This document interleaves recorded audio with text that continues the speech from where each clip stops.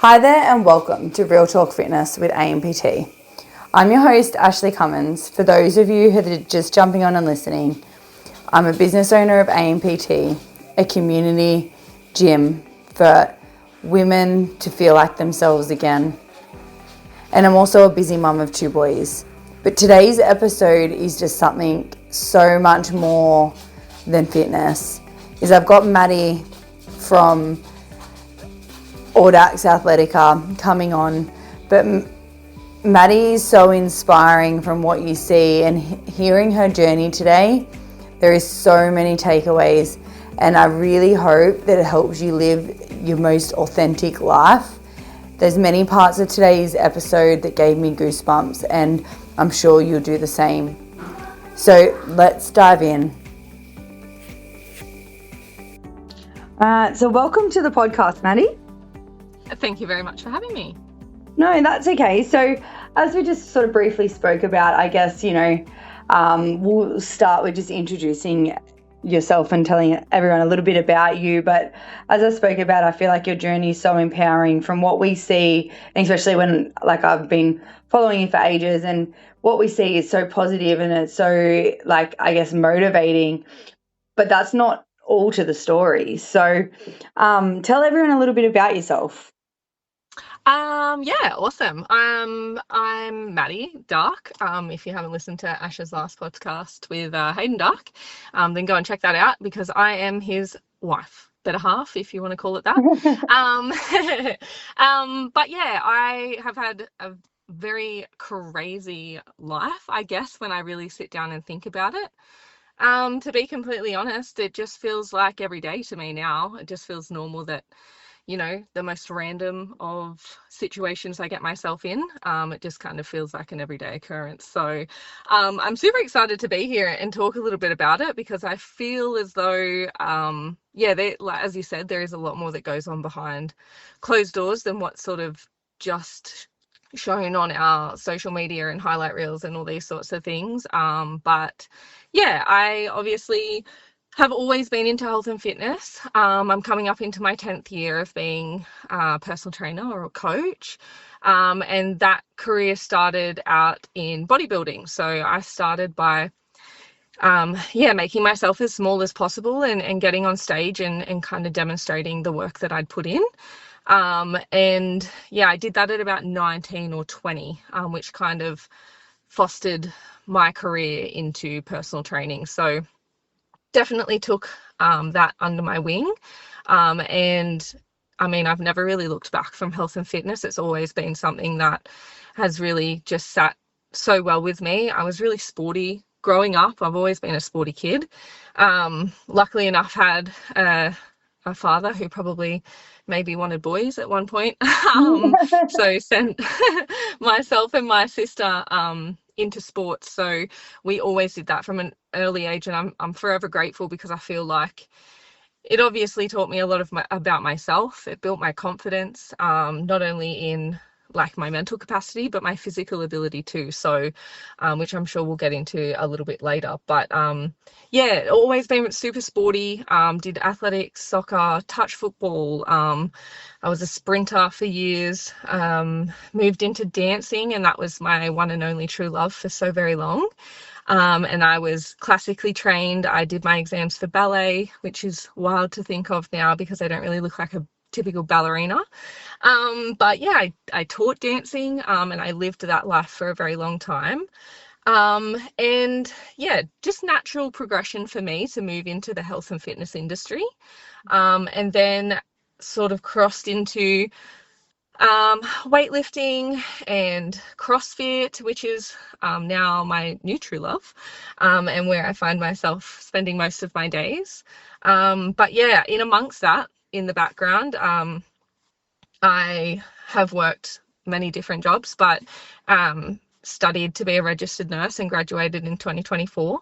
And my newest journey is working as a retained firefighter at my local fire station. So yeah, It's so crazy, like, listening to you speak, and after doing a podcast obviously with Hayden the other week, and how erratic he is, and like then listening to how crazy your journey is and then you two together, it just makes total sense. I'm like, wow, like there's not anything that you haven't done, which is crazy. Yeah, well, yeah, we're always a bullet a gate. I would say I'm a little bit more reserved and I'm a little bit more planned, and I think Yeah. you'd agree with that. Yeah. Um, but I think one thing that we definitely have in common, and one thing like, that I love about him is that you just take every opportunity that you can possibly get, and you miss 100% of the opportunities that you don't take. So yeah, I don't know, I think working in healthcare for me probably helps reinforce that a little bit. Working with the elderly, they obviously, if you've ever seen any of those videos or had an opportunity to speak to some older people who you may know, they definitely do have regrets, and one of them is that they, wish they took more opportunities, took more risks, did more things. Life is just so short. So yeah, the fact that we have the opportunity there is incredible, and I'd be silly if I didn't jump on it. Yeah, see that just kind of gave me goosebumps. That's crazy because it's so true, and I feel like we're like gonna get into that in more depth. But like it is so true, right? The number one regret that I feel like I hear from older people is I wish I did more, or I wish I just took the chance, or whatever it might be. Um, which is crazy to think that so many of us hold ourselves back. Yeah, absolutely. And I think honestly, sort of as you grow up, I don't know if we're going to get into this a little bit, but I was pretty confident as a kid, and that sort of swindled a little bit as I got a bit older. And I guess due to life experience and everything that sort of comes your way, dealing with some negative things that I'm sure a lot of other people and women can relate to, particularly with the relationships and things like that, just busting down my self-confidence and whatnot. You just find yourself in these places where you feel like you just lose your entire self-worth, and that can be really hard to sort of navigate. And I think that amongst that, like, you kind of get caught up in, especially social media and things like that, people living their best lives, and you get so worried that people are going to be talking about what you're doing if you're doing something that's a little bit against the grain, and I guess because people have a platform now, anybody can say or speak their mind, I suppose. I suppose there is a little bit of, I guess, reservation for people to be their true authentic self because they're worried about what somebody else will say. But at the end of the day, it all comes to an end for all of us, sometimes much quicker than what you'd expect, what you'd want, which is obviously devastating. And just to think that, the opinion of someone who maybe you don't even know, or maybe you do, to hold you back from having the life that you've always wanted, I just think that that's more scary.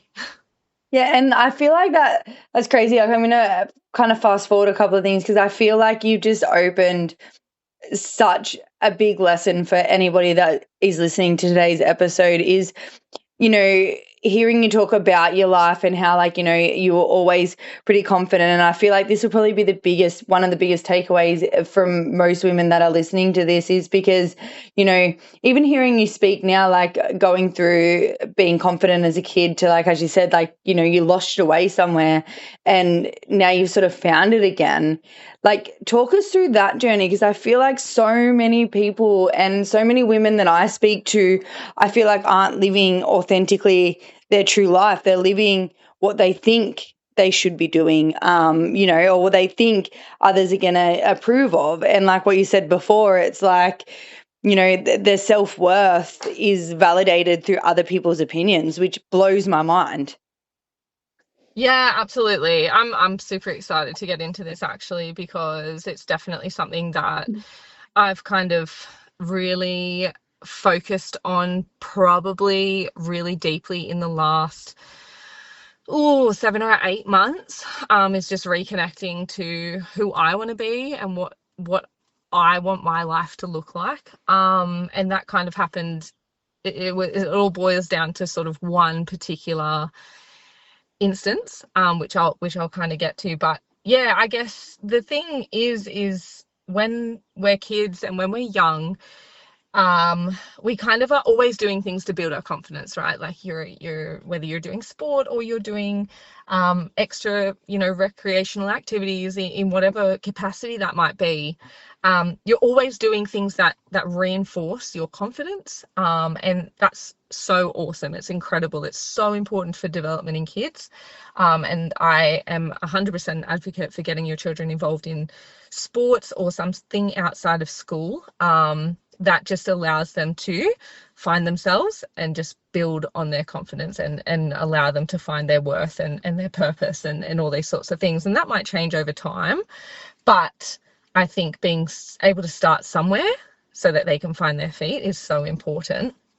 So obviously you do that as a kid and you go through. Then when you move into sort of like, early adulthood, we sort of step away from, team sports, unless you're playing at sort of a particular level. Generally, most people start working, they get other hobbies, they start doing other things, and they move away from those types of challenges. So, whether it be team sports or just some sort of other hobby that they have, they kind of just let it fall to the wayside. And I'm sure everybody can sort of relate to this, whether it's they remember it when they were a teenager or they have kids that are teenagers, that sort of just step away from everything outside of obviously their social life, which is so important, and it is obviously great for an element of their development as well. But I think that, moving away from sports and things like that, those hard things that we do, I think that becomes a bigger challenge for them. And I think it just sort of knocks on your confidence a little bit. And the only thing that they're kind of surrounding themselves then with is things like social media and, these sorts of platforms, which, I'm not a Nazi for social media. I think that it can be an incredible platform. Like, if we didn't have social media and social platforms, we obviously wouldn't be having this conversation today. So I absolutely am not like a Nazi in that sense, but I do think, as everybody could probably agree, that we spend too much time on our screens. And I think we just fall away from doing things that are hard because there seems to be this weird perception that if it is hard for you, then you can't do it. And I just want to make it clear that, like, growth obviously comes from discomfort. We all know that saying. And just because something is hard for you, just because it challenges you, does not mean that you are not capable of doing it. Like, whether that's a workout, whether that's in life, just because you are thinking, oh my God, that is so hard, does not mean that you can't do it. It doesn't mean that you can't get better at it. It just means that right now in this moment, this is a challenge for you. And I think that obviously, as I was saying, like the older we get, we move away from challenging ourselves because, one, we don't want to put ourselves out there because we don't want to be shamed or embarrassed if we get things wrong or we try and we fail, which I think is a really sad way that we go, unfortunately. And I think that also, like I said, people don't want to do hard things because they're worried that if it's hard, then that means that they're not capable of it. And so they're not willing to try because they just don't know what's on the other end of that. Yeah. And that's totally fair because it is scary. I think it can be quite overwhelming as well. But as I said, like, growth is in discomfort. And I just think that people get so wrapped up in being afraid to try that they just never sort of take that first step. They never take that leap, and they just get stuck in this never-ending cycle. And obviously, furthermore, like, if you get out there and you do things that challenge yourself and you do those workouts that are hard, do the ones that you say you don't want to do, the ones you don't feel like doing, the early mornings, all these sorts of things, every time that you do something that is hard, that challenges you, that forces you to level up, I think that is what reinstills confidence. That is what builds confidence. You build confidence in yourself. You start to believe in yourself. You build self-worth. You appreciate your own discipline, and you just show respect for yourself. And I think that is like the ultimate way to build self-confidence. You know, you want to Yeah. respect yourself and the decisions that you're making to keep moving in the direction of the life that you want. And I think that that is the most important way, or the most important thing or element to be able to build your self-confidence. And that's like it's so crazy too, because I guess you've explained it in such a good way, because it is so true. Like, you know, when you go back to kids, you never see a kid that generally doubts their self-confidence. Like, you know, there is the rare and the really sad circumstances, you know, when kids' upbringings, you know, you can see that they might not be confident or whatever, but majority of kids have the confidence to give things a go, even if they Yeah. fail and they get up and they try again. And then, you know, I love how you've put it, is that it is so true when we become teenagers, mostly around that area, we start not doing those things. So then, therefore, we start getting less confident within ourselves because we're not challenging anymore. Yeah. And then, yeah, the shame and then the embarrassed to try, because what if it goes wrong?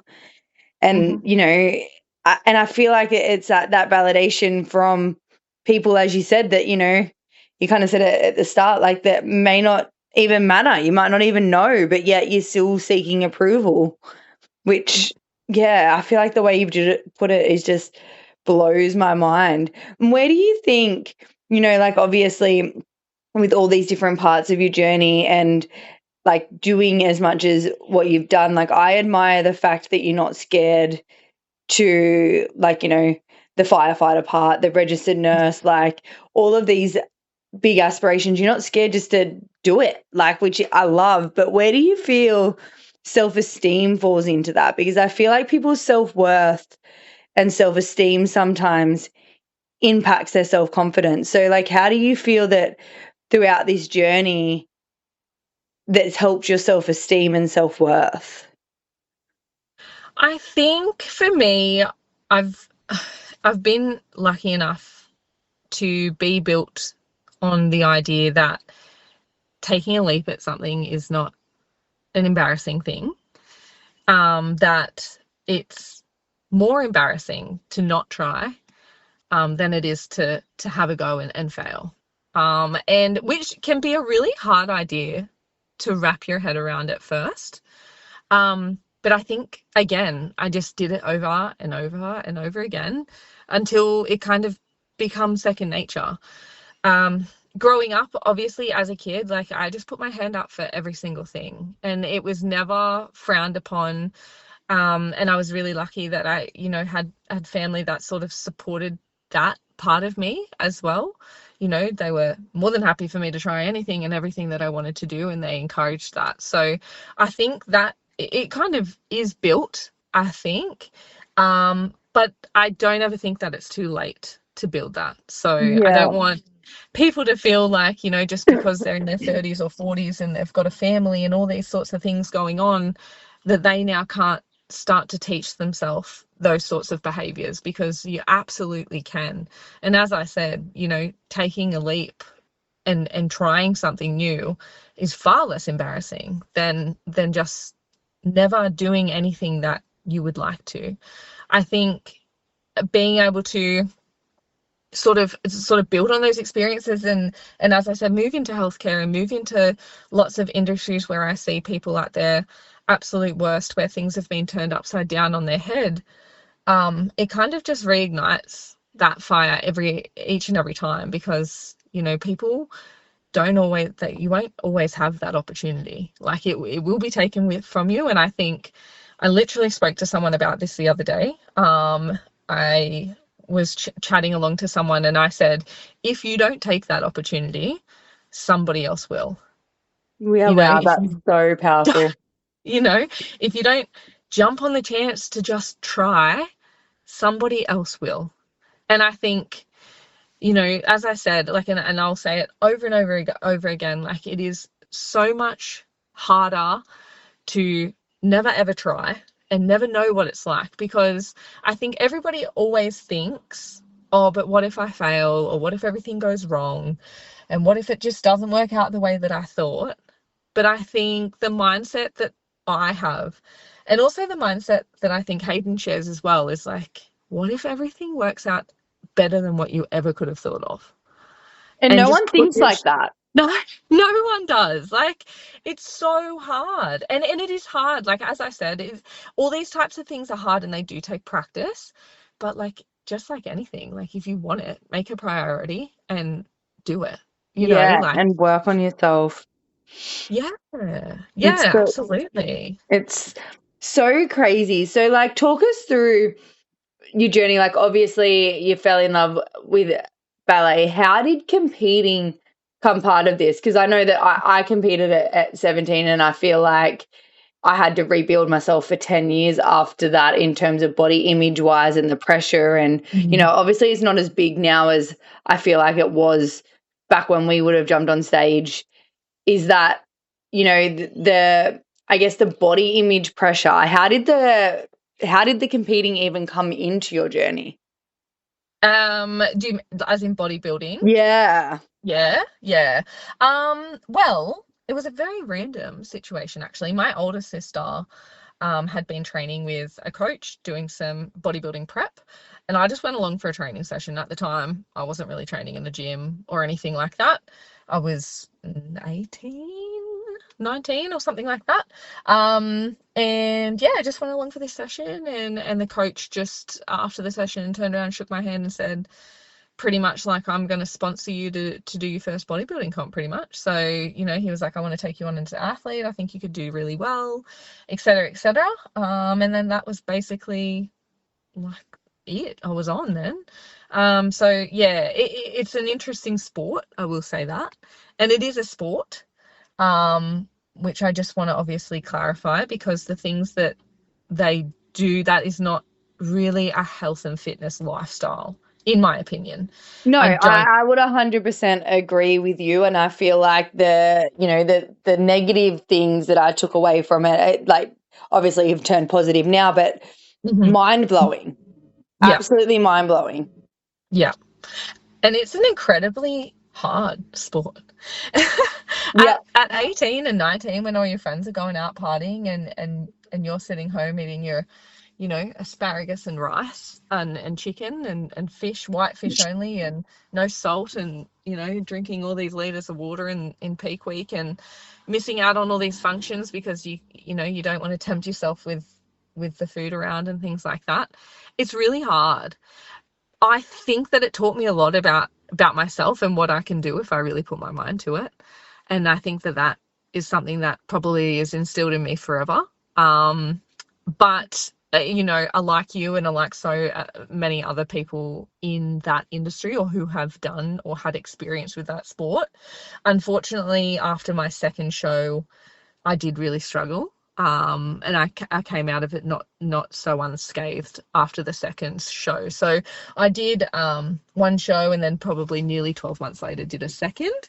And yeah, really struggled with that bounce back. So yeah, I think for me, I was probably in a similar boat to yourself, which is probably the story of most people who sort of get into bodybuilding eh, early in their fitness career. And I did have to sort of rebuild myself. Luckily, I then from there moved into personal training, and then it became my life, and I started to educate myself about the body, about what happens, and all these sorts of things. And I was able to, I guess, with that education and with that knowledge, and I'll just insert that knowledge is power. So if yeah. you ever want to know why or what is happening, do some research. And it makes life so much easier. I think as humans, if we can understand what is going on, then it makes it far harder to fall victim to your emotions about things or how you feel about something. I think if you can, yeah, really understand what's going on in your body, for me anyway, if you can understand why that is happening, what's going on, and how to rectify it or make it better, then you can kind of come around it a little bit easier, which I think eventually over a number of years I started to do. So I was also lucky that I was pretty young, and so although I think the effects of it were more psychological more than anything, which again, as I said, like, I just built my toolbox, with education, knowledge, resources. Like, I did my PT certificate, which sort of kicked off everything.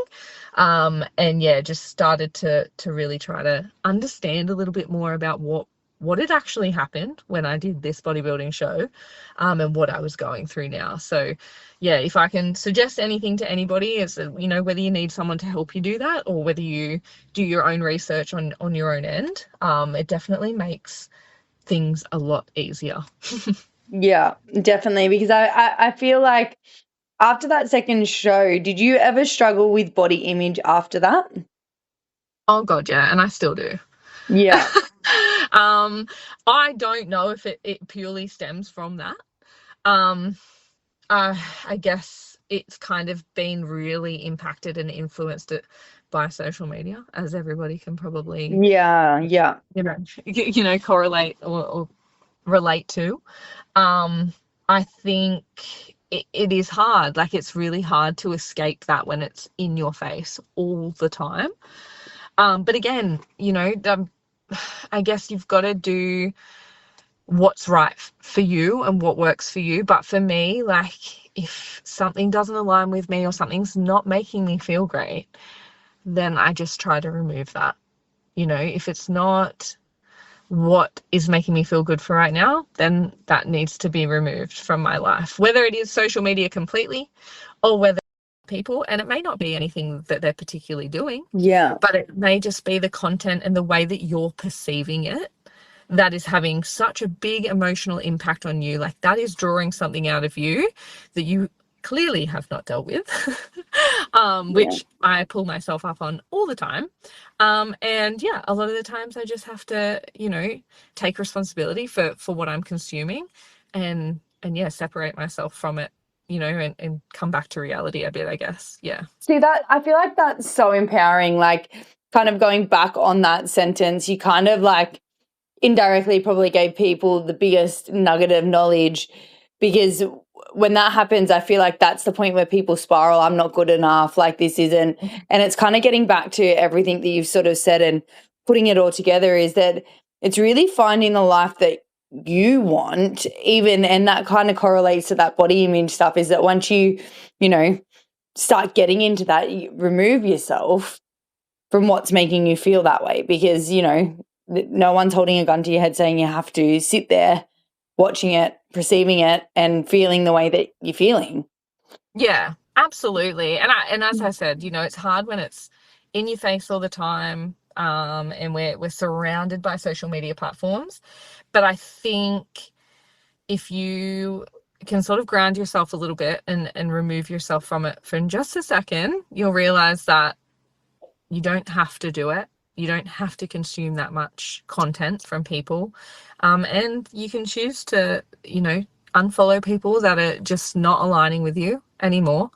And it doesn't have to mean anything more than that. Maybe in a couple of months or a couple of weeks, you can go back and follow them again because you like their content. But for right now, you're not feeling the best in yourself, and so you want to take responsibility for that. And if removing that person from your feed or removing that social media platform from your life for a small period of time is how you need to do it, then you should absolutely do that. I think, just, I think one of the best pieces of advice that I've ever sort of seen is create or picture, envision, choose, decide on a life that you want, and then everything that isn't that, remove it, take it away. Because if it doesn't serve you in some sort of capacity, then you're probably wasting time on it and it's not getting you any closer to your goals. And yeah, the hard truth is that you probably just need to say goodbye to it. Yeah, that's crazy. Have you, like, I know you said that you in the last 7 to 8 months, you've worked a lot on your inner self, and like I just find the human brain so fascinating, and you're so confident with saying that. But I guess for anybody listening that might feel like stuck, or like even hearing you say that so confidently, like live the life that you want, how did you get to that point? Because I feel like there's so many people that would be listening to today's episode going, how do I get to that point to know like exactly what it is that I want? Like, because like I see it so many times, and until that person sees it, you can't really help them, but they're living a life that they feel that they should be doing. And I hate the word should, but they feel like they're living this life that they should be, not the life that they want, because of the, I guess, I don't know what the right word is, but I guess it's like, they want that validation to fulfill kind of coming back to our self-confidence and self-worth, because they're not getting it from themselves. So how did you get to that point? Yeah. Okay. So I It's deep. Yeah, which I love. I love this because if you had asked me this 12 months ago, I probably just would have caved into a hole. And I honestly, like, within pretty much since I left my life behind, essentially because I grew up in like Lake Macquarie area, and then obviously I met Hayden in the end of 2022 or start of 2022. No, end of 22. Oh, Jesus Christ. Far out. But either or, a few years ago, nearly 4 years ago, and I moved to Rutherford, so like Maitland area, which I'm not from. I don't know anyone from here. And I had left my work in the fitness industry, and I'd moved into a healthcare role in administration because I wanted to start networking, because I was in my second year of my nursing degree. I thought that was the right move for me. Turns out it was not. I did what I thought was the right thing to do based on what everyone was telling me, and I shouldn't have done it. So I did that, and I continued on with my nursing degree. And fun fact, as soon as I started my nursing degree, as soon as I went on my first placement, I knew I didn't want to work in nursing. Well, it wasn't what I expected anyway. So that's just like a fun little fact. And I feel like I needed to push through, because I was worried that if I stopped, people would say that I wasn't smart enough, that I wasn't good enough, and that I just didn't work hard enough to be able to finish that degree. And I didn't want to be Oh my God, I just got goosebumps, Maddi. That just me. Yeah. Wow. Yeah. And so I knew that industry in the way that it was, like, obviously now that I've kind of come out of my degree, there's so many different avenues that you can sort of take, which I'm sure I'll get to in a second, but like I'm kind of still navigating. But I knew that what I had thought, this life that I thought I'd planned for myself, it wasn't going to look like that anymore. And that was terrifying. That was so scary. And the fact that I pushed myself through that degree anyway, because I was so worried about what everyone else thought, even though when I finished my degree, honestly, like, no one cared, which was crushing for me, because I thought that once I finished that degree, I would be able to tell everyone that I was a registered nurse. And this is completely on me, but like I relied so much on external validation. Well, this is kind of what I was sort of saying. I feel like I literally can't remove my goosebumps, because I feel like so many people listening right now are going to be like, that's me. Yeah. Yeah. Because it happens all the time. You get yourself caught in a job that you never leave because you're too worried about what everyone's going to think, or you want to start your own business, but you know how embarrassing that you have to put yourself out there and put yourself on social media, but you know that that's the life that you want to live. You want flexibility, you want freedom, you want to spend time with your family, but you're just too worried that stepping away from a normal job, everyone's going to tell you that you're silly and that you're making the wrong move, and so you never do it. Wow. Which is, kind of where I got as well. Like, I was always taught that you don't give up, and that, once you've decided on something, like, that's what you do. And I guess that is a cool thing, because I'm so glad that I finished my nursing degree, but it took me a long time to be happy for myself, because I wanted and I felt like I needed that from everybody else, but I did not have that when I finished. It was so anticlimactic. For reference, I did my whole nursing degree online, so did it all via correspondence. And then when I finished my degree, I just got a certificate in the mail. 4 years of my life, 880 hours of placement, that I worked for free, helping people, you know, be giving my best self, working on the sides, doing these things, moving away from the life that I'd known. And like, I just got a certificate in the mail. And Wow. that's what it felt like at the time. So yeah, I think like that was a really, really big eye opener for me. And it is something I like, obviously, that I'm still navigating. As I said, like, I'm still trying to find my way in the healthcare industry, because it doesn't quite align with who I am as a person. But I'm still trying to find my way in that area without obviously compromising like my best self and the life that sort of I want to live, and the life that I want to lead for other people coming behind me as well, which is cool, obviously, that you asked me to do this podcast. But well, yeah, that's just so crazy though. Like, you know, I just feel like, again, that's another huge takeaway for anybody listening is like, you know, you persevered and you knew from the, you know, the first couple of months of doing it, and that's 4 years that that wasn't for you, but you were so afraid that, you know, this is what I should be doing. Like, this is, you know, to see it through, and then just to get a certificate in the mail to then still be like, okay, well, yeah, I didn't. cool. Yeah. Yeah. Wow. Yeah. So I think, yeah, obviously living this falsified life that I'd sort of created for myself, in thinking, you know, trying to do the right thing by everybody else. And it always came back to that, you know, I said that to myself so many times, you know, I'm doing this for other people, and I don't want people to think that, you know, I'm just a quitter and then I just gave up and I just, you know, couldn't hack it, or, you know, I wasn't smart enough. That was probably one of my biggest fears, because I've always been, you know, a pretty intelligent person. I did well in school and things like that. And so I didn't want people to think that I wasn't smart enough to be able to finish a nursing degree. You know, mind you, I'm the first person in my family to ever finish a nursing degree, or a university degree. Yeah. You know, Wow. end of story. But yeah, that at the time just didn't feel good enough, which is pretty sad now that I look back on it.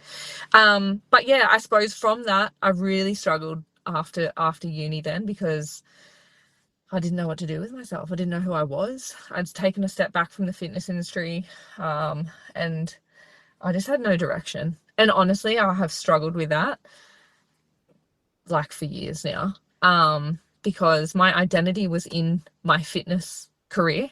I was a coach, that's who I was. And then I stepped away from that to pursue my next identity, which did not turn out the way that I thought it would. And so I didn't know how to find myself back in. You know, I didn't know that I was really a coach anymore. And I didn't really want to be a nurse, but I was kind of in between both, and I didn't really know where to sort of go then. I just felt like I just didn't even know who I was anymore. Like, I was so lost. And I struggled with that for a very long time, lost some friends along the way. And life just become really hard. It become like a really, really hard place for me for a little while, to be honest. But I suppose then moving fast forward, like, obviously, you know, moved into coaching at Indulge at the time, now Audax Athletic, and now obviously owning it for the last nearly 3 years now, which is crazy with Hato. Yeah, sort of fell back into coaching, which I, you know, realized that I loved and I never should have let go of. But I knew that I had something more to give, more to do. I knew that there was more out there. And I love to, I mean, as you can sort of see, I love to sort of branch out and do lots of things, and, you know, keep my life industry interesting in that way. And if I've got any skills or any knowledge that I can pass on in some capacity, then I want to do it. And firefighting just kind of became another sort of step in that direction. And when they opened the applications, obviously I applied. But that physical aptitude test that I did, so you have to do a PAT test, for anybody that doesn't know, like a physical test to get into the firefighters, whether it is at your local retained station or in a permanent role.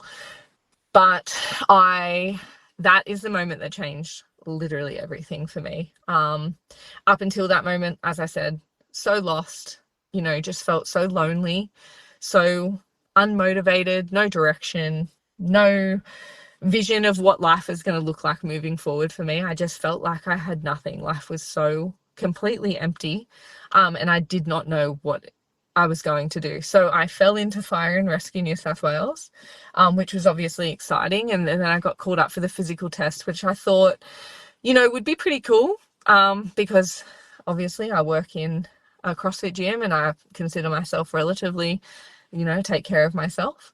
But when I did that PAT test, it absolutely broke me. Wow. I never cried like that in the middle of essentially a workout. And I broke completely right at the end of my PAT test, and I sat on the ground and I just said, I can't do this. And I just was sobbing, and I just felt so sorry for myself. And there was 2 or 3 women there, I will never forget, and they were screaming in my face, you do not want to do this again. You have to believe in yourself. You can absolutely do this. Get up. And they just screamed at me, and I was like, oh my God, I do not know these women. What is going on? And I got infuriated, to be completely honest. I was so angry because I was just screaming back at them, I can't do this. And they were like, you can do it, and you will. You have to. Like, you have to get up. And yeah, I got up and I finished it. And I came out of that PAT test a completely different person.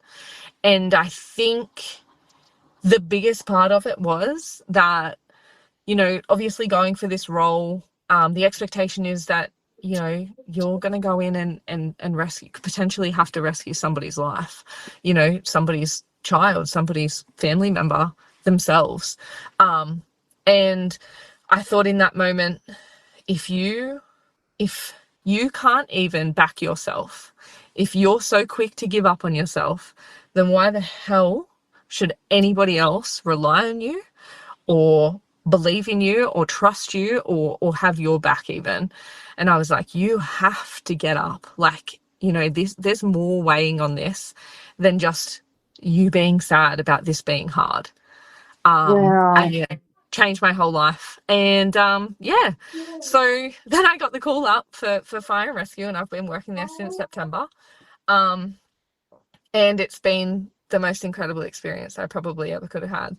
I've had so many great opportunities, and I have the ability to make a real difference in people's lives. And I think, just having that moment just escalated my whole, again, I did something that was really, really hard, like literally like my breaking point, and it just made me grow exponentially from there. I'm sure, as per the last podcast, Hato went away for 4 months at the end of last year. And just before he left, we had to put down oh my God, still get so sad talking about it. Put to sleep my soul dog, and I was alone for 4 months, 3 or 4 months, by myself. I had no one or nothing, and I just started this new job.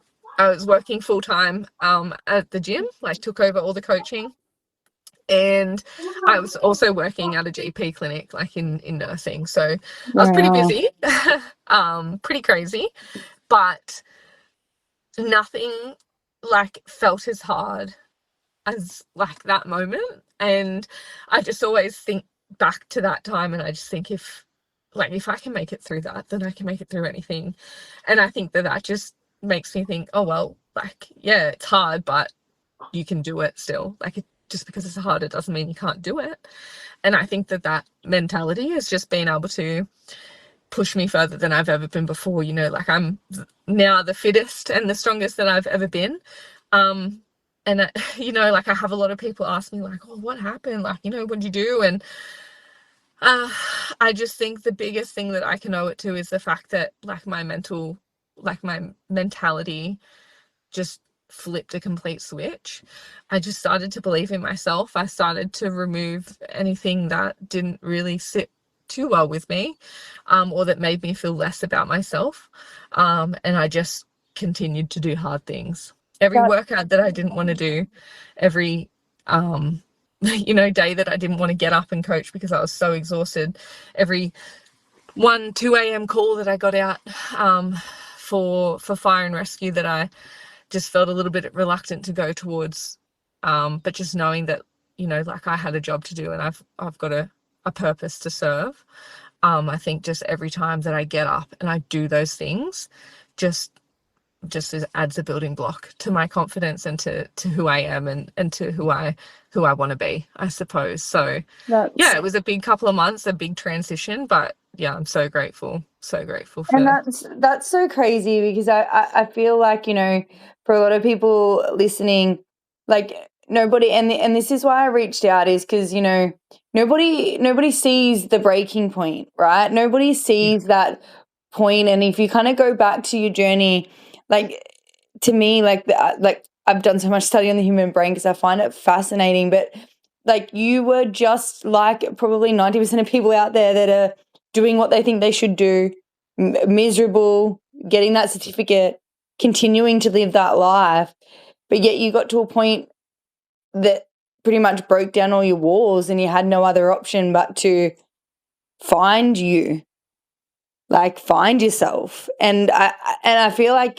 that's probably a huge takeaway for anybody listening, is that, like it's not always going to be pretty, but what comes out the other side, like I always say to people, after rain, there's sometimes the sun comes out and there's a rainbow.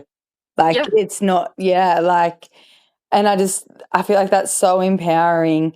So I guess up until that point, you could say that you kind of believed in yourself, but not like you do now.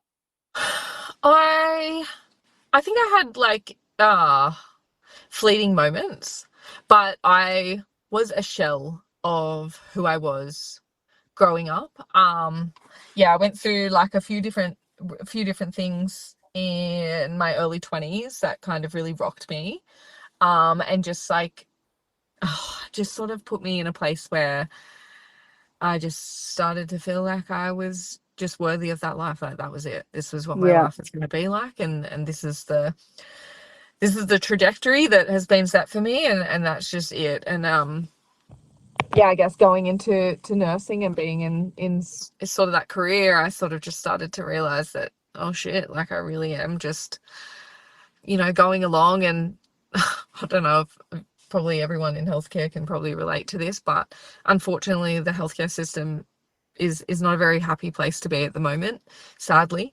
And you feel that, being around a lot of people that are just struggling themselves, still showing up for everyone every single day, doing the stuff that nobody wants to do, doing all the things that nobody ever talks about, but just absolutely suffering there, but feel like they have no way out, because if they don't do it, who else is going to do it? Or they don't want to be seen to be the one to leave, or they don't want to be seen to take a different life path, or they don't really know what they want to do. And I think that was the same for me. Like I didn't know, like I didn't know what I wanted. Like I started a nursing degree at 25, which is like wild to some people. Like obviously I know that some people start degrees, much later in life, but that is a later time. Like I'd come out of school, I'd been out of school for 7 years or something, and then I decided, and you'd think by that point that you'd kind of have a bit more of an idea of what you want to do and what direction you want to take. But I guess I what I thought it was going to be like and what it actually was just was not on par. And so just found that out quickly, but unfortunately just got rolled into the rat race and just felt like I had no way to get out. And I was so worried that people were going to just not think that I was capable, that I just persevered. Persevered and continued. It's pretty crushing, and I think that had a lot to do as well with my lack of self-confidence. But it got pretty hard for a little while there. Like I lost some friends and stuff like that, and just went through some things and just started to really just not even know who I was. And I couldn't even, I couldn't even ground myself. I was like, I don't even know what I'm doing. Like, there's so much up in the air at the moment. Like, for so long, obviously my identity was my career, and that kept me so grounded. Like, that was the one thing that was stable in my life, that I knew for sure about, that I was so sure about. And when that was flipped on its head, I just felt like I couldn't find my feet. I was just in like no man's land, and it's a scary place to be. And I suppose, like, yeah, just not having, I didn't really feel like I had a support base around me. It just felt like I was by myself, and I probably didn't navigate it the way I should have. Hindsight's a wonderful thing. But I also feel like, yeah, I was quite alone, but I also feel like I am grateful for that as well, because I think it taught me a lot about who I am, and kind of, I guess, everything happens for a reason. So if I didn't have those moments in my life, then I probably wouldn't be here today the way that I am. Yeah, and I feel like that is so inspiring, like to be able to now live this authentic life where you are authentically happy, you're doing something that fulfills you. And I feel like, just touching on what you said before, is that your job was your identity. And I feel like that's crazy because, I speak to so many people, and yes, it is part of who you are, but it's not really who you are. Yeah. And I think a lot of people don't really find out who they are until, like, as you said, at the start of the podcast, you're like, the elderly that you worked with, the biggest regret, that like they wish that they'd done more. And it's like they don't find out truly who they are until it's too late. Yeah. I think it's like, that's so scary to me. Like, there's so many cool opportunities out there. There's so many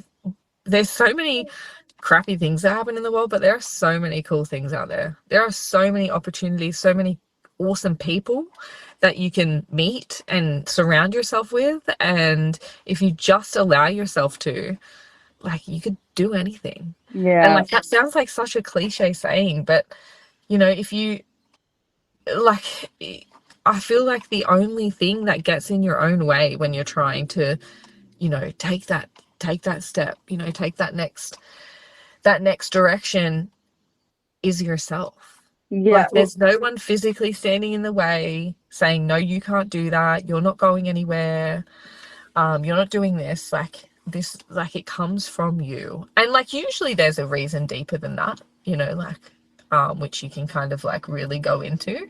But on the surface level, like very surface level, like, yeah, you're in your own way. Like, you got to get out, because you're missing out. Well, You're missing out on some cool things if you just always live a life, abiding by the rules of all these people on socials and whatever. Like, I just, like, who cares? Like, who cares? Like, people are going to talk no matter what you do. You could be the best person, you could do everything, you could live a perfect life, and the way that everybody writes that they want their perfect life, but you could be so miserable. And I just think that that's so sad. Like, obviously we live in a world right now where mental health and silent suffering is such a big problem, and I think a lot of that stems from people feeling like they just can't be themselves, because people are going to talk about them, people are going to have their opinions. And as I said, there's so many platforms, and there's so much availability for people to be able to talk their thoughts and give their opinion, which is really hard to navigate. But also, like, you also have the ability to stop and change and redirect and change what you want to do, like change your past, change your future, like as many times as you want to. Like, and I think, it's scary and it's overwhelming and it's, so daunting, but like, I feel like the idea of living a life true to everyone else but yourself and just suffering in silence is so much more daunting than just going after whatever the hell it is that you want, because you will also find your people. Like, you will find your people if you put yourself out there and you do the things you want and you get into where you want to be, and you try new things and you take risks and you go for a new job, or you do this, you'll find people that align with you. And fire and rescue for me, like, obviously, as I said, like, they are like family now, which you'll hear a lot of firefighters say. Like, you obviously work with them a lot, and being a female in the industry is challenging. We definitely do have more and more coming through, but it is a male dominated field. But you know, they're like family now, and I think, like, I would never have met them if I was just too scared to. I did look silly when I did my PAT test. Like, Yeah. holy smokes, like, I stopped and I cried in front of everybody else who was there to do their PAT test too. Like, how embarrassing. But yet I stand here today before you, a firefighter who's been in the in the role for 8 or 9 months, who has had some awesome, incredible experiences and opportunities. I get to lead the way for all those little people that we go and visit and sort of, you know, talk to them about being a firefighter. And I also get to hang out with some really great people who all feel the same way as I do, and that is that we want to do the very best to protect the people around us, like people we know and people we don't. So, like, I couldn't be more grateful for that embarrassing moment that I had out on the field at Maitland Park when I did my PAT test. And like, you know, I guess it kind of brings me back to, like, as you said, in a world where we're so connected with all these platforms, we're still so disconnected.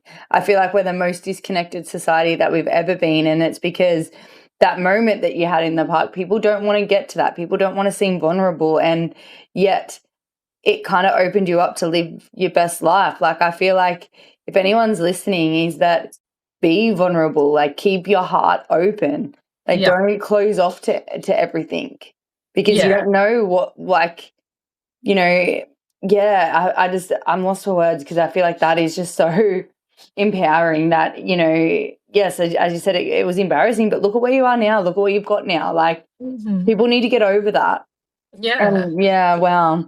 And I feel like it is weird because, like, a lot of people have sort of asked me, you know, like, how'd you get to this point? Like, what changed? And it's like, there is no, I guess this is the, you know, sort of the story behind health and fitness in general, but, like, there's no one word answer. You know, it's not the same for everybody. Everybody's journey looks a little different, but I can nearly almost guarantee that somebody's success starts from them taking a risk, doing something that made them uncomfortable, doing something that people spoke about behind their backs, and doing something that they were pretty embarrassed by. But without that moment, they would not be in this position that now you want to be in.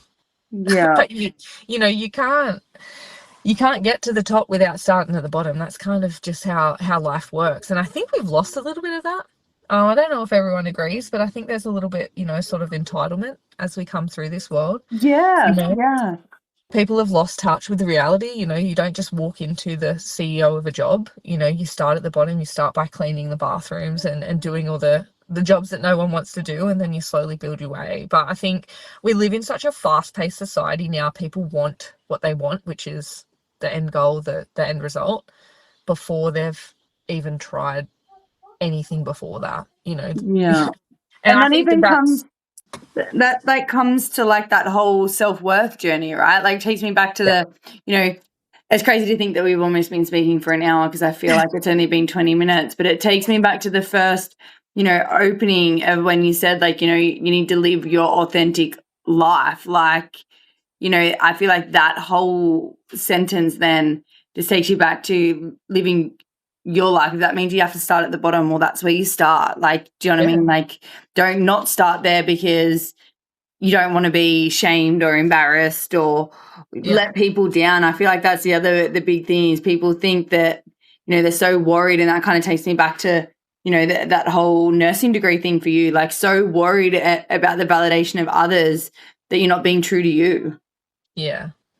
And It's a sad place to be. I'll be, you know, so honest about that. It is not a very nice place to be, somewhere where you are only doing something for the approval of someone else. And that is the worst the worst position you can put yourself in, because when you don't get it, or it's not what you thought it would be, you are going to really struggle to find your way around that. Yeah. Yeah, and navigate your way around that. It's going to be really, really hard. That's But yeah, I think there's something beautiful in starting fresh, in starting new, in being a beginner, in learning. I think there's just something so cool about that. Like and allowing yourself to just be fresh, be new, don't know everything. Like, that's so cool. I think that, I've been lucky enough to kind of carry that mindset through my life with everything that I've done. I've worked in sort of different careers, but they've all been similar in nature in the fact that they're ever changing. They're always changing. They're so dynamic. And so you have to have the ability to adapt and change and redirect.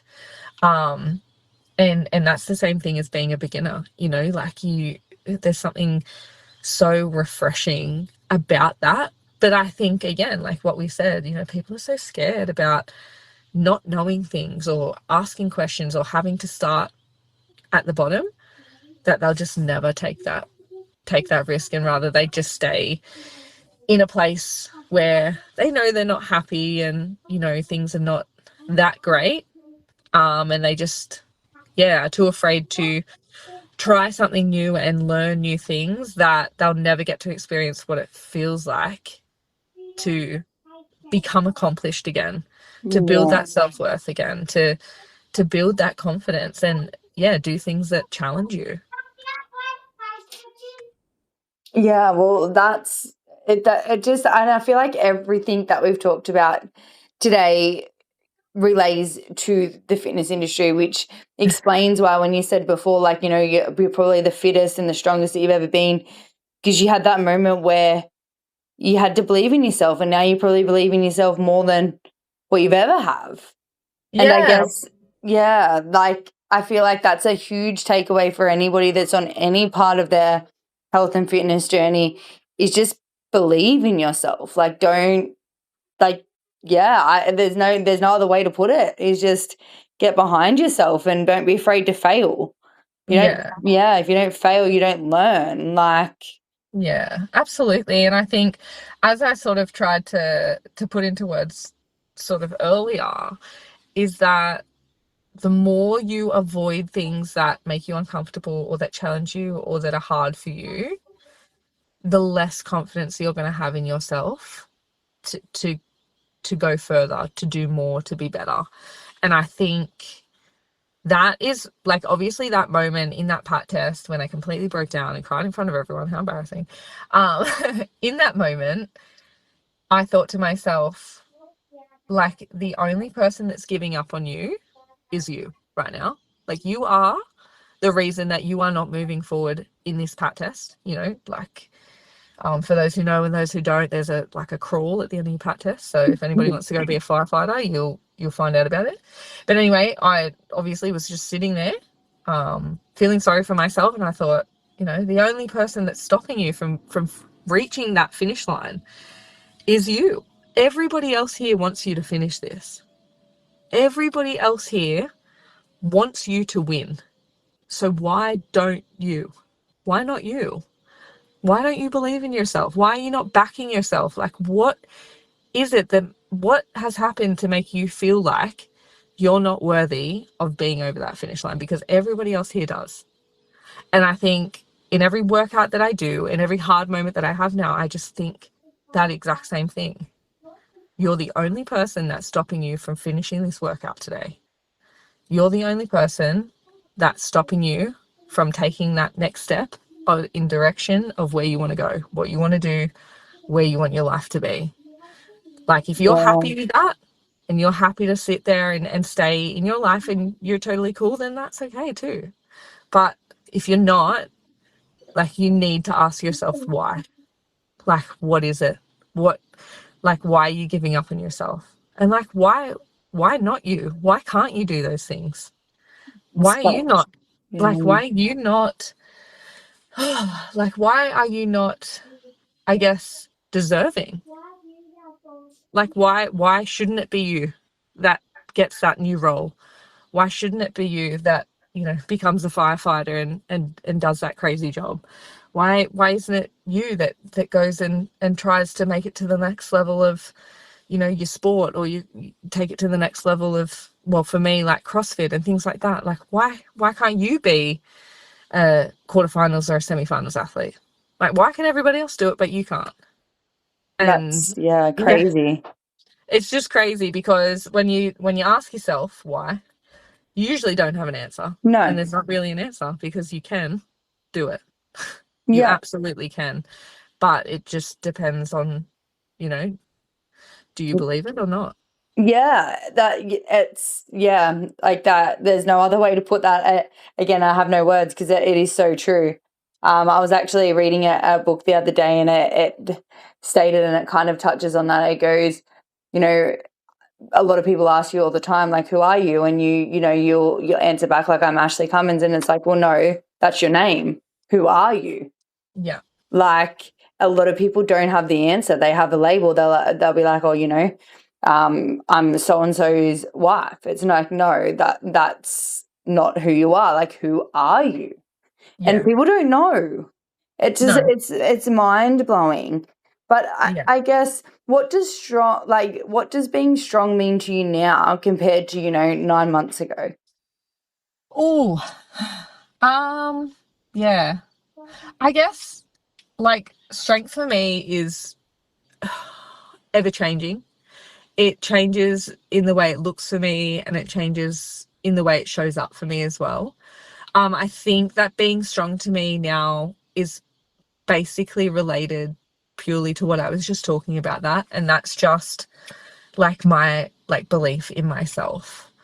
Like, obviously I have a job that relies on me to be physically fit, and also have the mental capacity to be able to literally dive into a house that's on fire and try and save somebody's family member. Like, that, to me, like, that is my job now. Like, that's a part of my job description. That is something that I can very potentially be tasked with, which is a strength that I honestly never thought that I would ever have.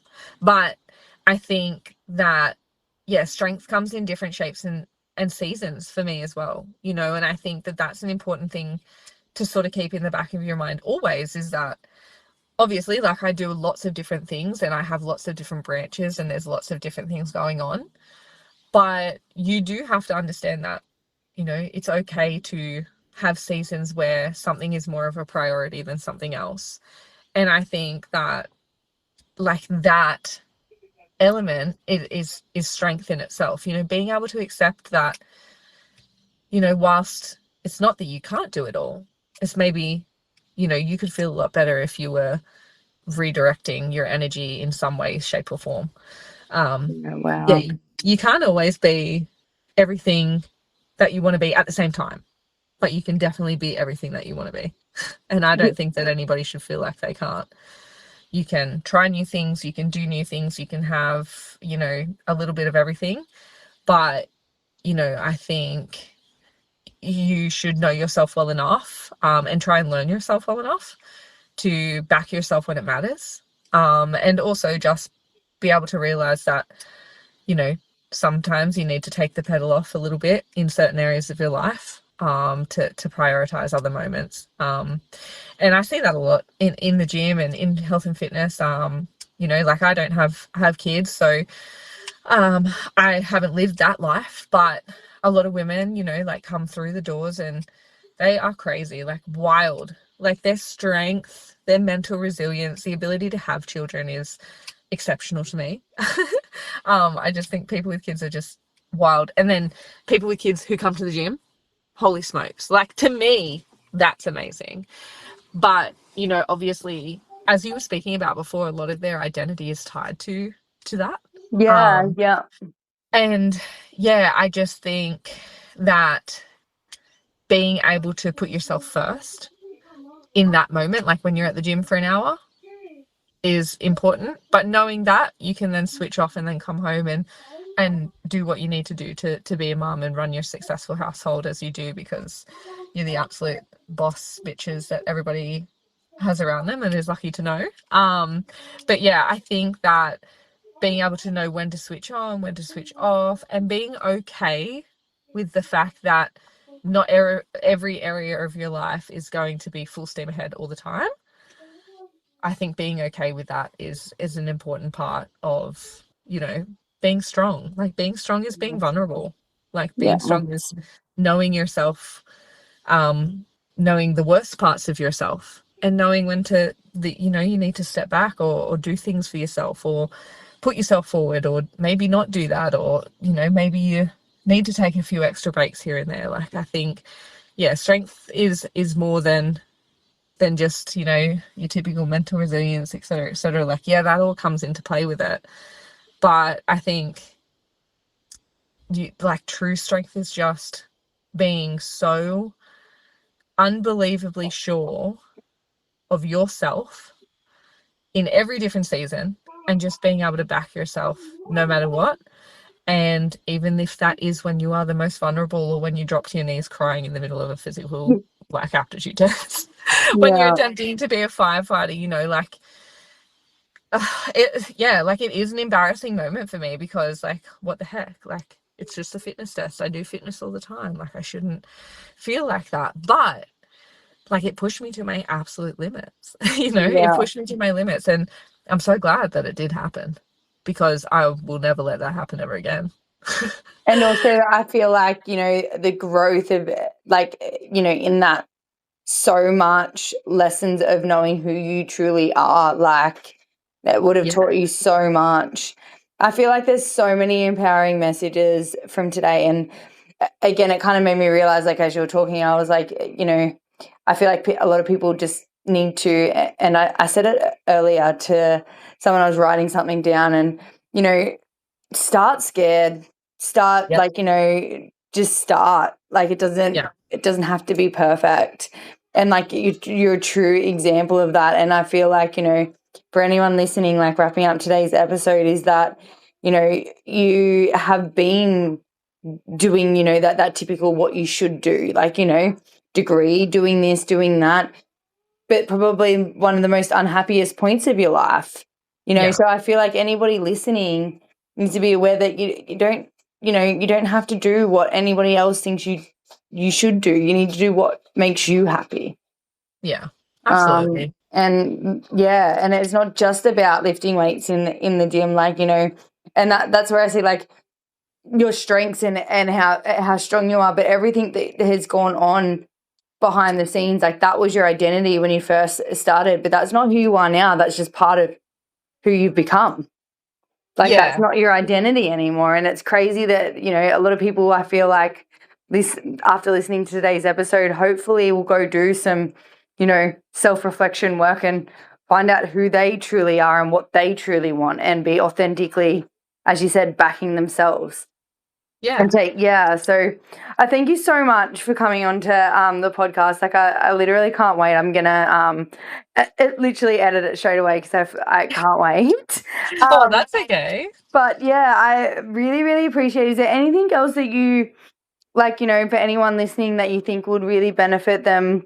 I feel like you've covered so much in just terms of, like, the mindset, especially around a lot of women, with any of this sort of stuff, believing in ourselves, self-confidence, self-esteem.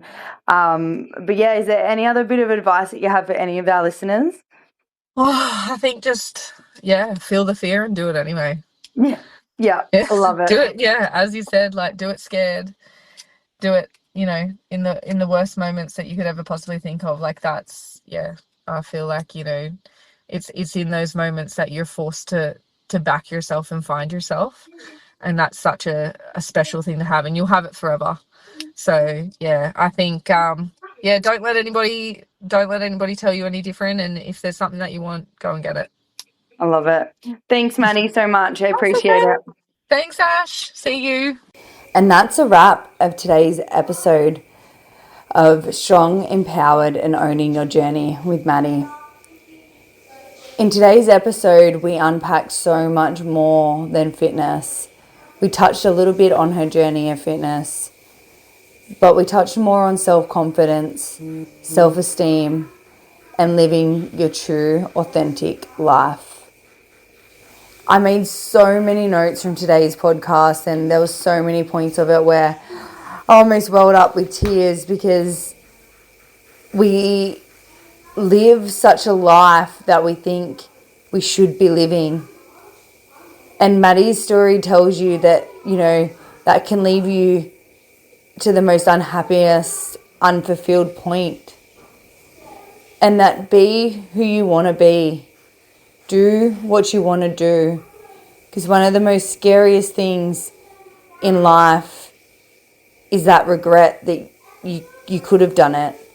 And Maddi spoke about, we always have this fear of what if it doesn't work out. Well, why don't we start thinking, what if it does? And what if it works out better than we could ever imagined? And, we spoke a little bit about social media and how, that affects the way that we think about ourselves, or we're so worried about what other people are going to say about ourselves living our most authentic life. But we can choose who to follow, who to unfollow. We have the choice of what we consume and how we perceive that. So just take a step away sometimes and ground yourself and remember what you have power of. And don't fall victim to things. Another huge takeaway from today's episode was being strong is also being vulnerable at the same time. And being strong is also knowing that your life is in seasons. You can do what you want to do. You can be who you want to be. Maybe not all at the same time, but you can do it. And being strong is accepting that. The last thing that I'm going to leave you with that's really stuck with me even after I got off the podcast is, why can't you do it? And why don't you believe in yourself? Why can't it be you that succeeds? Why can't it be you that takes that job? Why can't it be you that changes careers? Why not you? And thank you for tuning in to today's episode. And if this episode resonated with you, please share it with someone that might benefit. Because if we can change one person, we can change many. And until next time, keep it real.